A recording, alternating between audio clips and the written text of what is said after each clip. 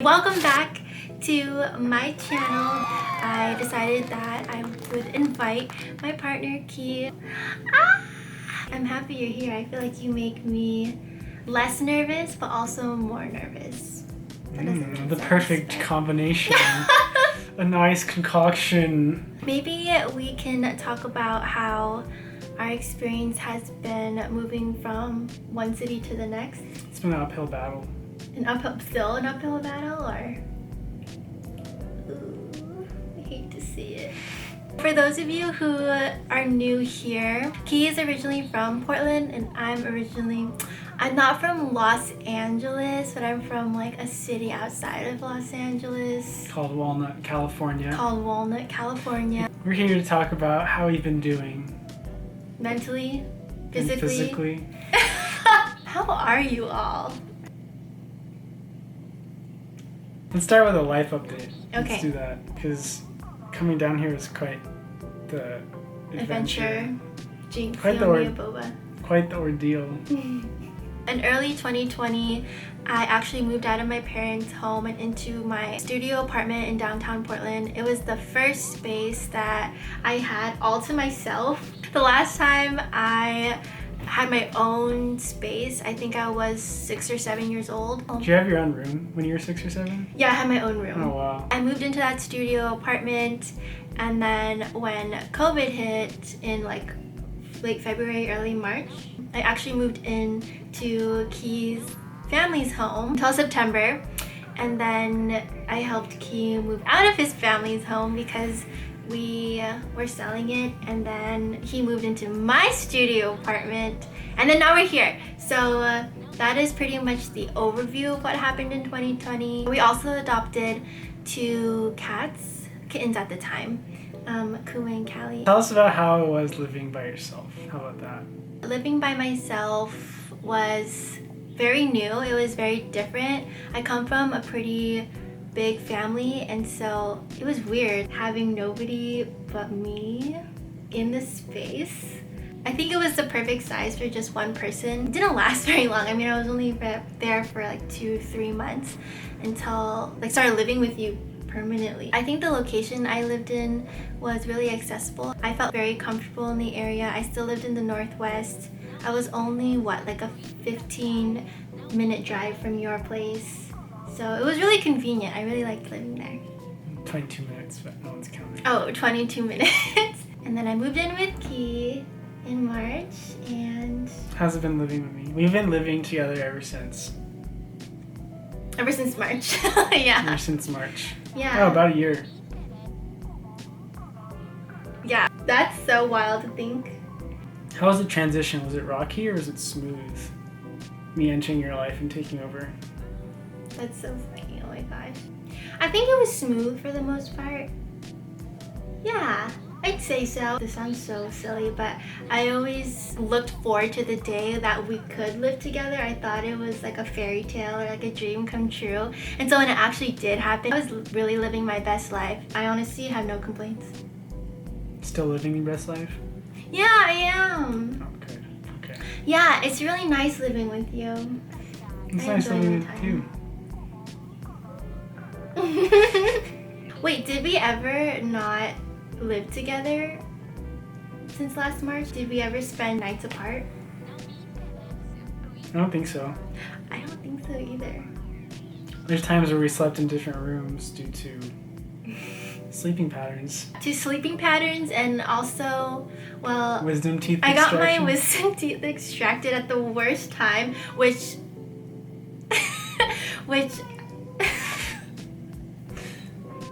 No grabber. okay, I'm gonna grab her really quick. Okay, so This is the drama queen. yeah. Oh, Kuma's here too. Was she always here, or did she just sneak I in? think she was always here. So I guess we're just gonna have an impromptu family photo op. So yeah, while living together, we actually adopted these 2 catos. They're actually sisters, and they're bonded from the same litter. They look nothing alike, but That's alright. yeah.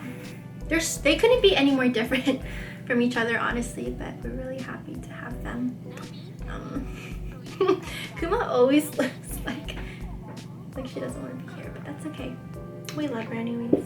Got my wisdom teeth extracted last September, and I'll make an entire video story time about that, but for this video we'll just skip over that portion. Also, because Kuma are all gray, Kitty, she had some health complications, so I took the night shift and babied her, made sure she was okay. So I was sleeping in Key's childhood room. That was fun. Nice quality time. So, moving out of my childhood room or childhood house is quite the challenge because childhood room. it was hard. It was hard leaving that too. It was Yeah. very attached to it. But it was hard moving out because it was just us two pretty much. Working on clearing out the space, all of my dad and mom's stuff. And it took a long time. It took like 6 months, I feel like, to get everything out of there. Yeah, and I remember telling you a few months before then that, oh, we should probably start like packing up this space. And you're like, we still have some time. It's okay. Also, Wanda, Key's, well, I guess our Western hognose snake, she hasn't been eating. The past few months that we lived in Portland, she actually skipped every single meal. The time we moved back into our new studio apartment in September until mid-February, she didn't eat like once. So around 5 months. And now she's eating well. Oh wow, 5 months? Yeah, something like that. Oh my It's pretty crazy. But snakes can do that from time to time. They can go long periods without eating. And now she eats every week, so. It was funny living in the studio apartment with Audrey because we had Audrey and I, the 2 cats and a snake, all in like a 300 square foot studio 375 apartment. foot square apartment. It's pretty rough. Yeah. No doors, just one bathroom. That was literally our only door. We got comfortable with each other Super. really quick. Yeah, could you imagine? We were also working remotely from, oh my goodness. During a pandemic. Yeah, we were literally 6 feet apart from each other, like our desks. Pretty funny. Yeah, I can't believe we were able to hold Zoom calls in that space. Yeah, fortunately I didn't have that many where I needed to talk a lot. You have a lot. Yes, yeah. I did have a lot, but I would use the chat function so that if Key was in a meeting, he can speak his mind freely without interruption. It's all about sacrifices, relationships, you know? I feel that. Although our apartment was pretty small, it didn't feel too claustrophobic. We're laughing because Callie is... She's climbing up there. Wait, how has it been for you living with me? Because actually, let me tell you folks, it's been quite the challenge. No, before we actually started living with each other, I had asked Key if he would be interested in moving in with me. And I was like, you're moving way too fast. he was a little hesitant. Pump the brakes, folks. Pump the brakes. Well, I love you very much, so. Is this how you're starting the conversation? I don't know. Talk.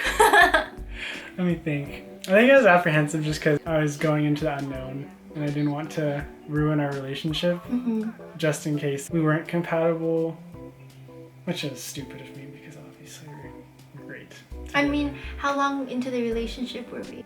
A year. A year. Yeah, we were a year into the relationship. It's still pretty fresh, I guess, for moving in with each other. So I was thinking it'd be good to have a little more time, potentially, and maybe have some roommates to have an intermediate time where we could see how we're doing as a couple. But that all escalated rather quickly with the pandemic going on. So yeah, if anything, I'm very grateful that we had each other during that time yeah, to talk and share our emotions and be together through the ups and the downs. Well said. Thank you. It's funny how it all happened because a year into the relationship, I finally got my own space. I had invited Key if he wanted to share a studio or 1-bedroom apartment with me. I obviously ended up having the space all to myself until the pandemic hit, and then I moved in with Key. Yeah, the two of us started living together in your home, which I think was really cool, really lucky because it was our entire home as opposed to a 300 square foot apartment. And yeah, it's also funny because although we didn't have an official apartment with both of our names on the lease, we still ended up living together and even adopting 2 cats together. So, I mean, that was like really spontaneous. Going back to when you first moved in, I thought it was good that you were able to have your own space just for yourself, not me included, so you could know what it feels like, at least for a short amount of time, and have some like independence. Yeah, that's true, because Kay's actually the one who encouraged me the most to like move out of my parents' place and have a space all to myself, because I didn't have that for the majority of my life. So I definitely enjoyed that time, even if it was 2 months, you know? I mean, I think I much prefer us living together than me living by myself, because if you really think about it, this bedroom is like the same size as my studio apartment, so it kind of feels like I'm living by myself sometimes. I just figure at it, but you know what I mean. How's 2021 been for you so far? I feel like that question in and of itself is really heavy. I mean, 2020 was really difficult for a lot of us, and going into 2021, it's still a very difficult time for the same and also different reasons. The significant rise in anti-Asian hate crimes has been on my mind every single day. It definitely impacts the way in which I navigate this world. You really never know what people are thinking and what people may do depending on what you look like. And so I definitely have to take into consideration all of those factors whenever I go to the grocery store or just live my best life. And so a lot more vigilant because of that. But that's something that I've been thinking about a lot lately, and I've shared with Key too. Yeah, definitely. I feel like I haven't been thinking as much about the Asian hate crimes as I should, but I feel like with social media and news outlets, it feels like it's happening more, which it definitely is, but I feel like that makes us paranoid or anxious. Rightfully so. But also, it's good to keep things into consideration. There's a duality to it. It's okay to relax, but also when I go out in specific areas that are known for having more of an Asian community, I feel more vigilant for both my sake and Audrey's sake. To not get distracted, even though it's easy to be in the moment and forget. It's like smart to look around your surroundings because you never know what's happening.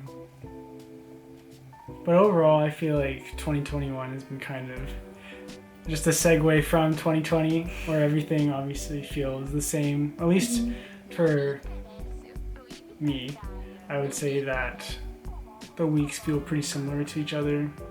Audrey and I try to do a good job of maintaining a social distance and not really going to any heavily populated areas. We've been double masking the past 3 months. Yeah, we don't really hang out with people anymore.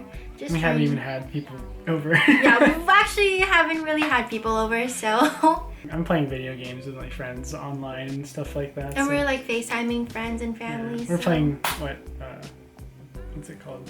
We're playing something? What was the game we played with Lo and Jay? Jackbox TV. Yeah, we're playing Jackbox TV with friends. Yeah, so it's been, I mean, I feel like there's still that sense of community. I mean, it's obviously very different than seeing your friends and family in person, but I'm really grateful that we're in a time where we can connect over technology, I guess. The internet. The internets.